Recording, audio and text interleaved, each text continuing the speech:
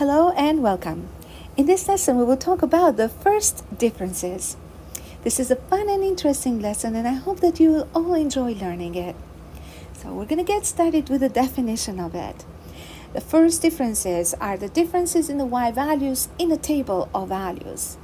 And the x values must change, which means go up or down, by the same amount each time. So if you are like me and find reading mathematical statements a bit confusing at first, I would say that's totally normal. Mathematical statements and concepts make more sense when we discuss them through examples. So let's go over the first example and talk about what the first differences are and how we calculate them. So remember that first differences are differences of y values in a table of values. So here is a table of values. And on this table of values, we have x in the first column. X is an independent variable, and all independent variable always goes in the first column or first row, depending on the chart or table that you're drawing, the type of table you're drawing. And y is in the second column. As you can see here, we have y equals 3x minus 1. And you've already done linear relations, and you recognize that this is the equation of a line. And as a matter of fact, today we're looking at first differences only in linear relations because this lesson has been prepared for students who are taking grade 9 mathematics and are studying linear relationships. Now, what we are doing is we are giving x some values. Remember that x is an independent variable, which means that we have the freedom to choose any value for x. And based on the value that we are giving x, we can find the value of y, which we call dependent variable because the values of y will depend on the values of x. Now, another thing that I want to bring to your attention here is the fact that the x values must change, which means go up or down, by the same amount. So what that means is, if I chose negative 3 as my first number, and I want the numbers to change by 1 unit, that means that the next number will be 1 unit bigger. Then the next x value has to be exactly 1 unit bigger. And then the next one exactly 1 unit bigger. So negative 1 plus 1, 0. Negative 0 plus 1, 1. And 1 plus 1, that's 2. And then 2 plus 1 is 3. So the x values are consecutive. Now remember, they don't have to increase by 1 all the time. They can increase all by 2, or they can or 3, or any other number, or decrease by the same amount. Now, let's move on to the y values. The y values are equal to 3x minus 1. What that means is that the y values are calculated as the product of number 3 with the value of x. So when you say 3 means 3 times x, right? And then minus 1. So let's give x the values as indicated and find the corresponding values of y. So we have 3 times negative 3 minus 1.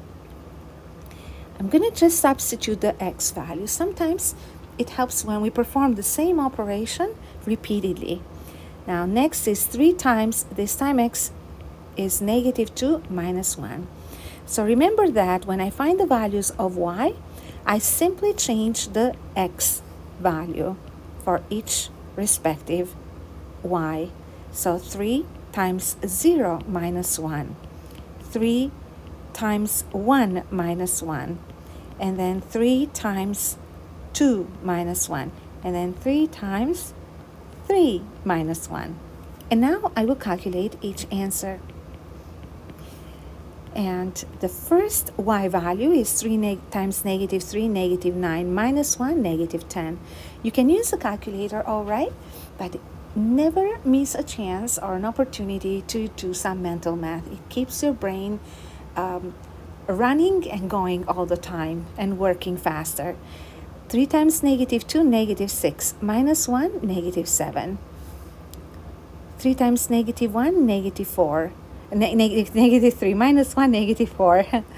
3 times 0, 0 minus 1, negative 1. 3 times 1, 3 minus 1, 2. 3 times 2, 6 minus 1, 5. 3 times 3, 9 minus 1, 8. So we just found the corresponding y values for the given x values. Remember, the given x values changed by the same amount. Now we'll have to find the first differences, which is very easy to do because we have to find the differences in consecutive values of y. That's what it means. There is only one very important thing to keep in mind when we find the first differences. I want you to listen very carefully to it because it's a mistake people make very often, and it's such an easy way to actually learn and master. So here we go. When we find the first differences, it is very important that we subtract from the second number the first, which means that we start with the second number, we subtract the previous. And then the third number, you subtract the second number, so the previous. So you always subtract the previous value of y from the next one. So this is how it looks when we calculate it. So we start with negative 7 and we take away negative 10. So that would be the difference between these two y values. Now, why do you think we are subtracting the previous number? Remember that the goal is to see the pattern in the y values. So what is happening to the y values? Are they increasing or decreasing? So the way to find it is by checking out to see how much bigger or smaller the next or the upcoming y values are becoming. So that would equal negative 7 minus negative 10, negative 7 plus 10. The answer is 3. So in the same way, I will do the next difference, which is negative 4 minus negative 7. And then negative 1 minus negative 4. Positive 2 minus negative 1. Always remember, positive 2 minus negative 1. Okay? And then 5 minus 2. And then 8 minus 5. So let's calculate these numbers. We have negative 4 minus negative 7, negative 4 plus 7. The answer is, we got the same number, 3. Interesting. So negative 1 plus 4. The answer is, 3 again. Is this a pattern or what? So do you think the next answer will be 3? Well, too late to ask because obviously, there we go. It's an easy calculation to do in an instant. The answer is 3. 5 minus 2, again 3. 8 minus 5, again 3. So the first differences are all constant. As a matter of fact, that's all we wanted to discover today, and this is today's lesson. So we discovered that the first differences in this relationship are all the same. That's the number one thing we need to highlight here. So first differences equal a constant number. There are lots of other conclusions that we can actually withdraw from. We can draw from these calculations here. Sorry, and not only the first differences are constant, but you probably notice that this constant number that you find in the first differences is the same as this number that you see in front of x, and that is not a coincidence, as a matter of fact. However, this won't always represent the slope, but it will represent the slope if and only if we are going by the same change in the x value, so when it's the unit rate of change. So we are going to draw the graph of this beautiful equation here. Why not? So we have the x values running here from negative 3 to positive 3. And we have negative 10 here to positive 10. And we'll plot the points. Remember that the points are negative 3, negative 10. Here it goes. Next, negative 2, negative 7. So, negative 2, negative 7. Next point is negative 1, negative 4. So, negative 1, negative 4. Next point is 0, negative 1. And then we have 1, positive 2, and then 2, positive 5, and 3, positive 8. And when we connect all these points together, we'll get the graph of this linear function, which is a straight line. Let's try to do a good job here. Okay. And I like to draw arrows on both ends of the line. And never forget to label the line by its equation. So y equals 3x minus 1. Now, you're probably wondering, why are the first differences constant in a linear relationship? The reason why is because the y values in a linear relationship will always change by the same amount. Okay? And that's what makes them linear relations. Now, the next question you're probably wondering is, but why am I learning first differences? What's the point to it? Now, we need to learn the first differences because by knowing that in a linear relationship, the first differences will give a constant number, and we can discover what type of relationships we have if we knew just the first differences. So if we knew what the first differences were, then we could conclude, or we can actually figure out what type of function or relation they belong to. Okay, so moving on to another example. Now, example number 2 is very similar to example number 1, and I like to choose similar examples next to each other. The reason why is because I want to explain the first, and then you get a chance to practice the same idea on your own. So if you feel comfortable, just pause the video and try to do this on your own. The best learning happens when we try to do things on our own. And if we make mistakes, that is actually part of learning, and that will make understanding where the mistake, how you made the mistake and how to fix the mistake more memorable. So I will continue in the meantime. So we have x equals negative 3. The y value is negative 4 times negative 3 plus 2. That is 12 plus 2, 14. I'll continue substituting all the values. It's nicer when I just follow a routine.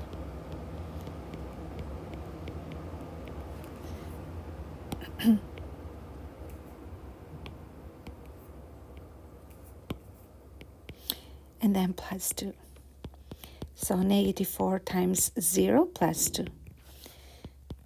Negative 4 times 1 plus 2. Negative 4 times 2 plus 2. Negative 4 times 3 plus 2. All right, let's find out what the y values are. So 8 plus 2, 10. 4 plus 2, 6. And then 2, 0 plus 2. Negative 4 plus 2, negative 2. Negative 8 plus 2, negative 6. Negative 12 plus 2, negative 10. Now, the difference in the y values. Remember, second y value, take away the first, because we want to see by how much the next y value is changing, right? So we go 10 minus 14. 6 minus 10, 2 minus 6, so these two y values here. And then negative 2 minus 2, negative 6 minus negative 2, negative 10 minus negative 6. 10 minus 14, negative 4. 6 minus 10, negative 4 again. 2 minus 6, negative 4. Negative 4. This is negative 6 plus 2, just so we explain it, that's negative 4. And this is negative 10 plus 6, again negative 4. So as you see, again, we obtained constant values for first differences. And the value of the first differences is negative 4. And you can tell that that coincides or matches the slope of the line. And if you had to draw the graph of this line, then this is what it would look like. Remember, we don't have actually 14 in here, so we go as far as 10. So I'm going to get started at negative 2. Negative 1, 0, 1, 2, 3. At negative 2, we have the y value of 10.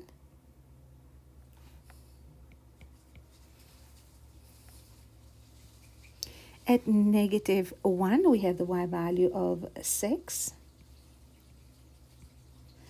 At 0, we have the y value of 2. At 1, we have the y value of negative 2, 2, negative 6,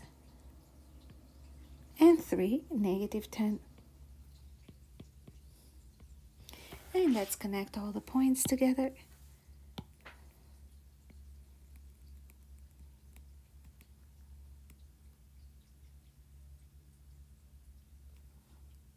So here we go.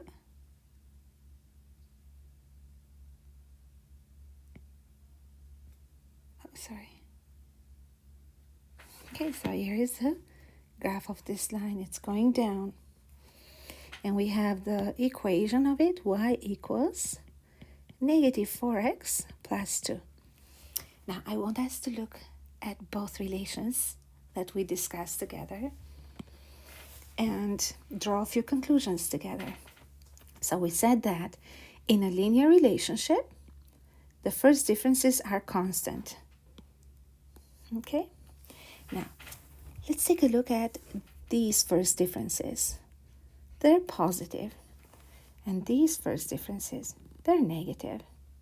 Now, let's take a look at the graph of this line. It's going up. First difference is positive. The line is going up. First differences are negative, then the line is going down. So we are going to say that the first differences can also be used to identify whether a linear relation is an increasing or a decreasing relation. Okay, so here goes another conclusion or another way of using the first differences. So first differences are constant, which will tell us that the relationship is linear or the table values will belong to a linear relation. Then when first differences are a negative number, then it will be a decreasing relation, linear relation, or the line will go down. When it is positive, then the line will go up. So the y values are increasing, that means. Okay, so we can write these conclusions in here. So first differences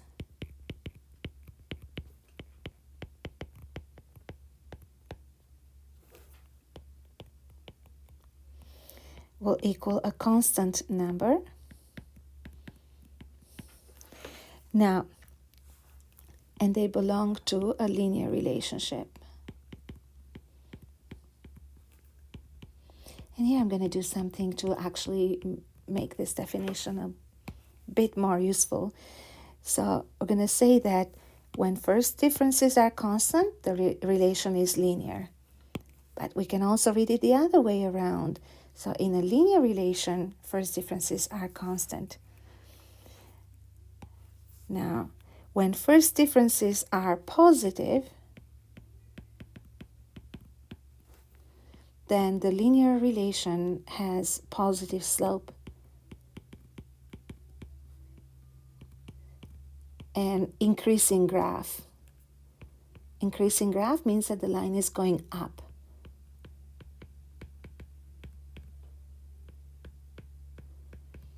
And when it's negative, it means that the slope is negative. And that will make the graph go down, so that will be a decreasing graph.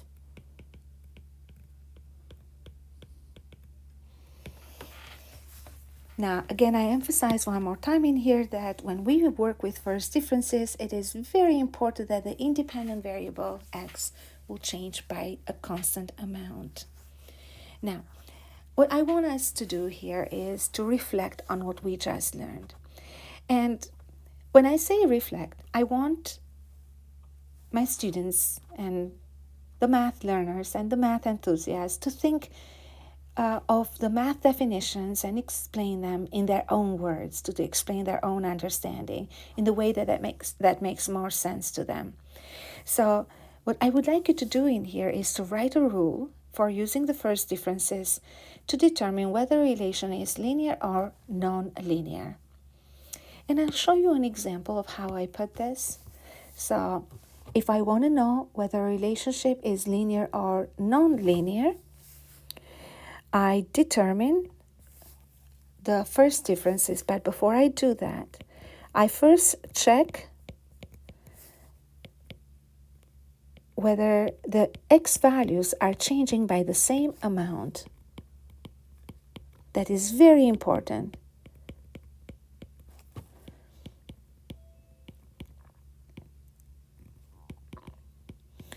Now, some people may word it differently. So x values are equidistant from each other, means equal distance, right? Increasing or decreasing by the same amount.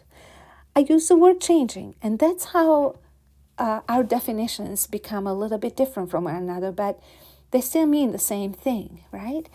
And that is because we learn and we see things in different ways because we're different people. The same amount. So that's the first part of the process, or in the process. So by the same amount or by the same value. And number two, I subtract the previous y value from each y.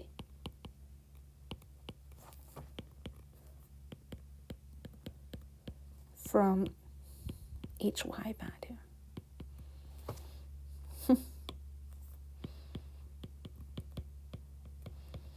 And I find that if I find that the first differences ended up being a constant number, then the relationship was linear. If the first differences were not constant, the relationship is not linear. So, and that's what you can write in here. So if first differences, and I'll show you another way of how we write first differences for short. So you're going to read lots of math books in life, and you will find that sometimes the same concept is described with through different symbols. But they have things in common that you should be able to use your intuition to understand what that means. So what I'm going to do is I'm going to write the symbol first and think, does this make sense?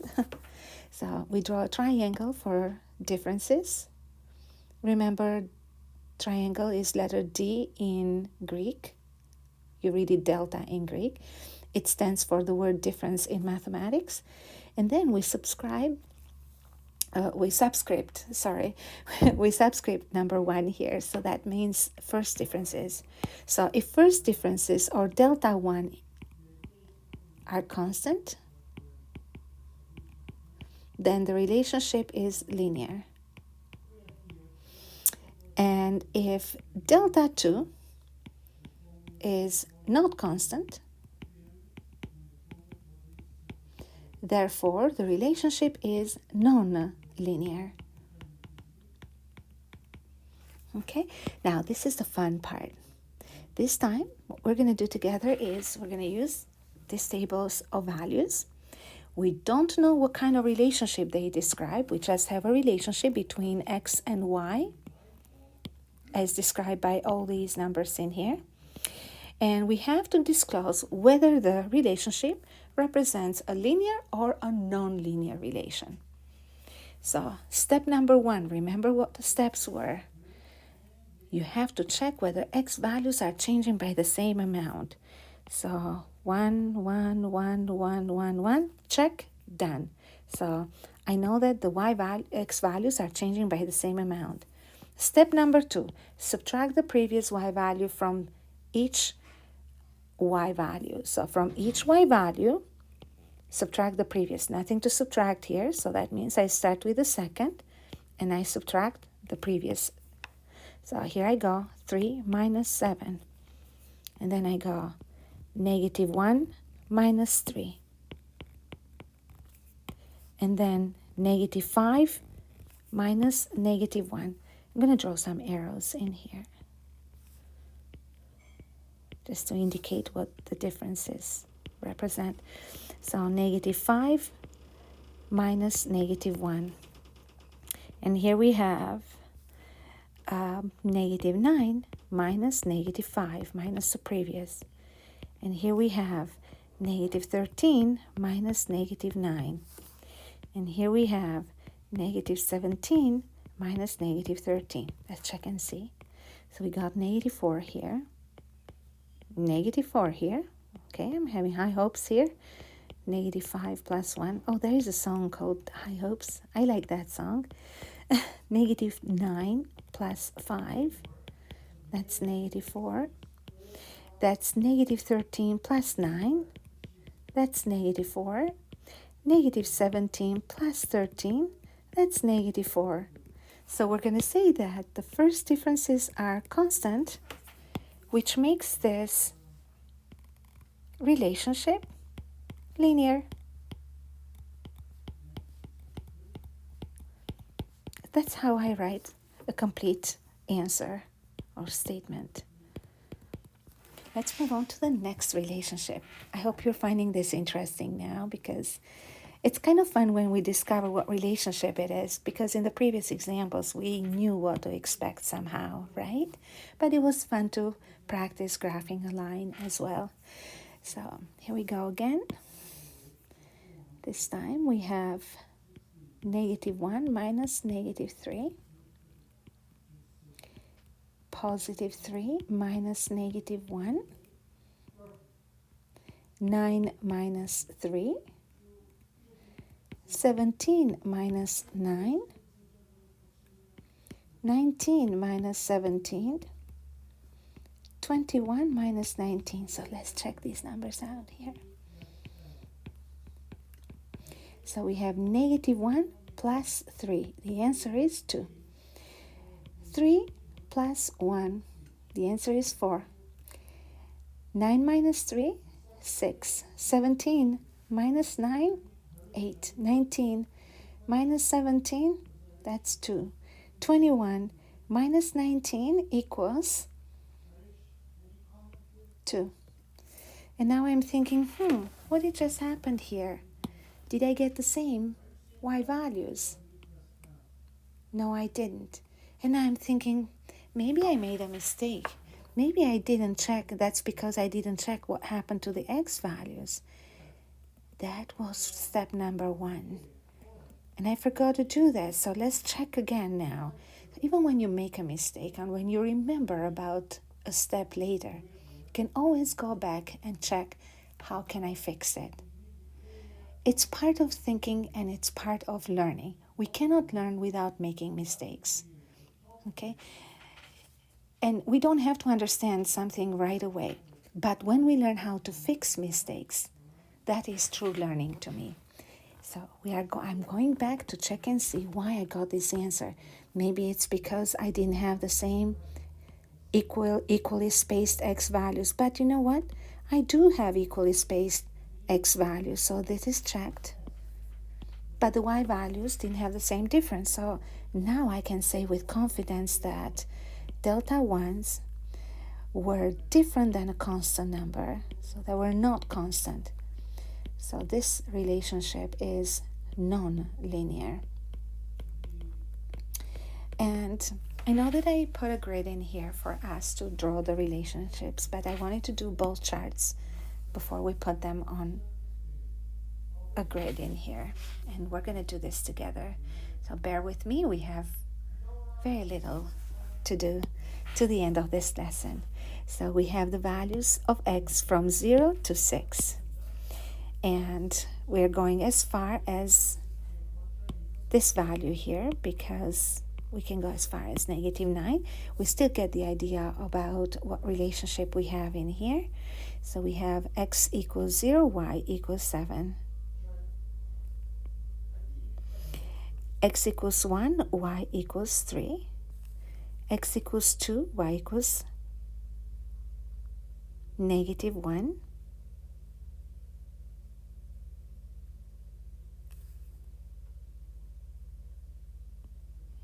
Sorry, I just need to. So it's going to be 5, 6, 7 here.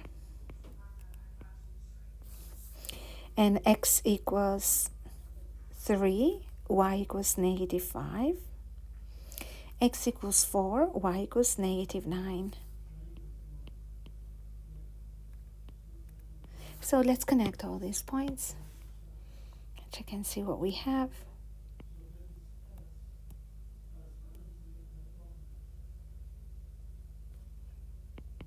You see that they connect by a straight line here. And I will label the line as always. Oops, we don't have a label for it. No equation, right? But you can tell this is a linear relation. And in the next lesson, we're going to learn how to find the equation of a line when we have the first differences or a table of values. Moving on to the next relation, we have x equals 0, y equals -3. X equals 2, y is -1. When x equals 4, y equals 3. Here is x equals 4, y would be equal to 3. X equals 6. Here is x equals 6, y is 9.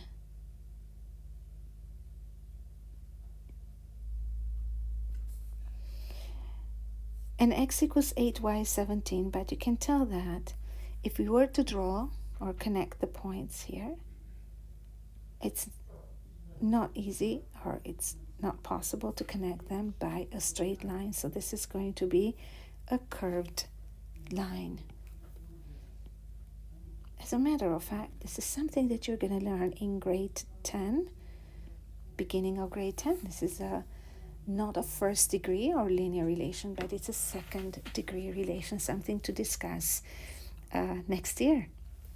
So this was today's lesson about first differences, and thank you very much for listening to my lessons, and I hope you enjoyed and learned from it. Bye for now.